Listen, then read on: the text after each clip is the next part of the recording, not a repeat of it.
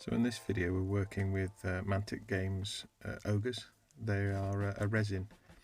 Now it only takes sort of these crossbows to warp a little bit, and the shoulders are really hard to meet together. Now you can spend hours trying to get them all these perfect. All I do is, I get them stuck on, and if there's a gap, then it's not visible. You'll see when I've finished all these that even here where the crossbow is warped, you don't really notice it. So they're based with PVA and just basic sharp sand. It's just builder's sand that I've dried off, stuck onto the bases and left to dry. Rather than waste your expensive model paints, you can use this cheap poster paint, and because I'm putting it on before the figures are actually painted, I can just slap this paint on. As you can see, it doesn't matter if I get a bit of paint up the legs or on the bottom of the shields or anywhere. You just get it down. It does take 12 hours to dry though, that's the only difference. So now I'm just dry brushing the texture.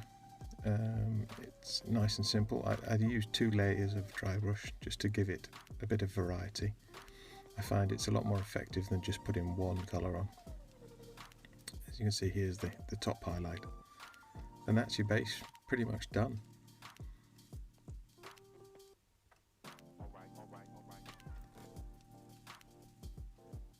When I do speed painting or trying to paint something quickly, I try and cover the whole figure in a primary colour. I mean, you could have undercoated these figures in this dark flesh colour, but I find if I paint it quite heavily, it's not a dry brush, this is a fairly well loaded brush, but if I paint the whole figure in this, I still get the benefit of the undercoat with some shadows underneath.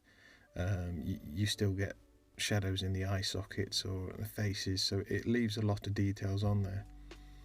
And for these ogres, it's just been fantastic, because this dark flesh colour acts as the base for the large areas of flesh. But it also, if later on I miss painting a strap or a bit of leather or a bag, it's already a leather colour.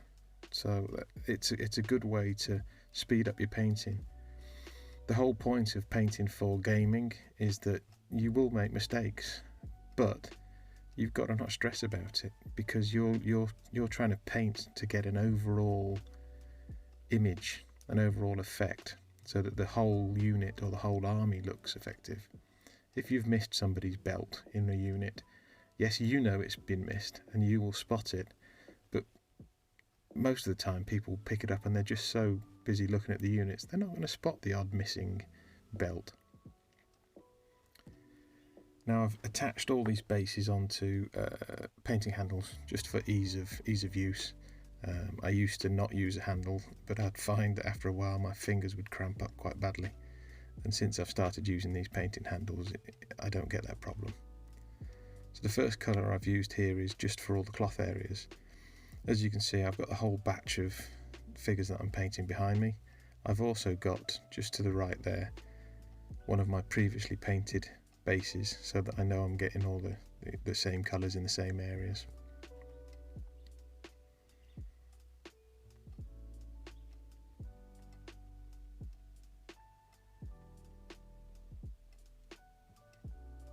So the second colour I'm using is for all the metal areas. Now initially I paint this on quite delicately, but eventually I actually almost dry brush it, but I don't mind so much about over spray or over mixing it.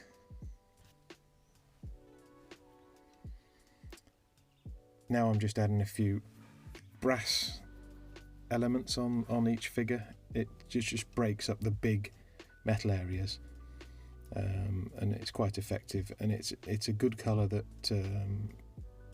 is affected really well by the wash that I'm going to use later.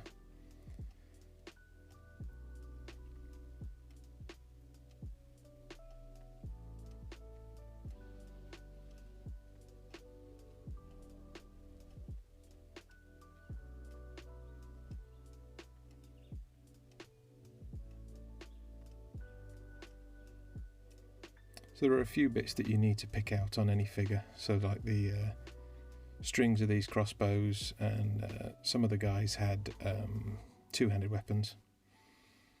And then it's on to the hair colour. You always, because you're going to put a wash on something, you always make sure it's a lot brighter than you want it to be at the end. So here I've gone for a really bright cavalry brown colour. And once it's washed, it comes out as a really nice, rich, orangey colour. But it's each layer you put it on, you become a little bit more delicate with how you put it on. And as you can see, I keep knocking my head on the camera. But here's one of the more detailed areas you have to do, is all the straps. Again, if you miss an area, if you miss a strap, it's already dark brown, so it already looks a bit like leather. And you will find when you're batch painting that you will miss straps. You'll pick it up to do the next colour and realise you've missed it. So once all the base colours are down, as you notice, before I do the flesh, I'm washing the whole figure in this strong tone wash. It's you can thin it out with contrast medium or a bit of water.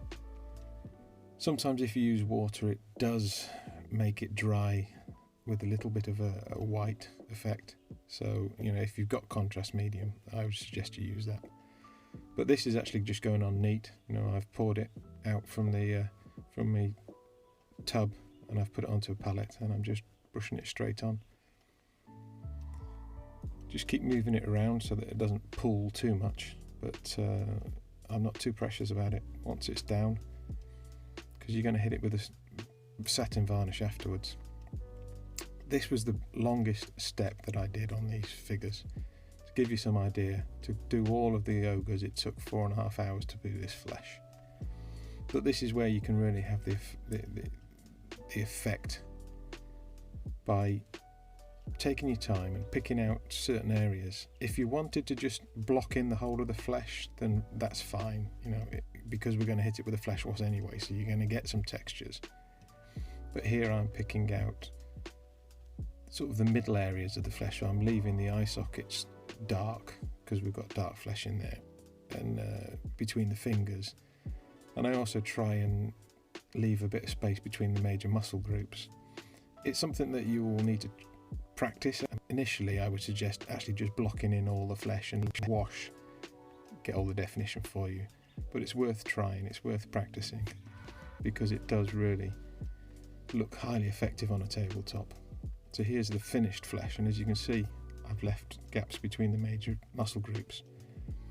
And this looks really good on a tabletop. Now we're going to hit it with a flesh tone, a flesh wash, should I say, sorry. And once this flesh wash is dried, you could leave it there. You could leave it as is. You know, it's great for a tabletop. But I like to add just the odd little details. So like I've painted the lips in a rose colour. It's actually a mixture of red with the flesh tone. And then I just pick out the teeth and the fingernails of the figures. And sometimes it's just adding these small details which makes all the difference in the end.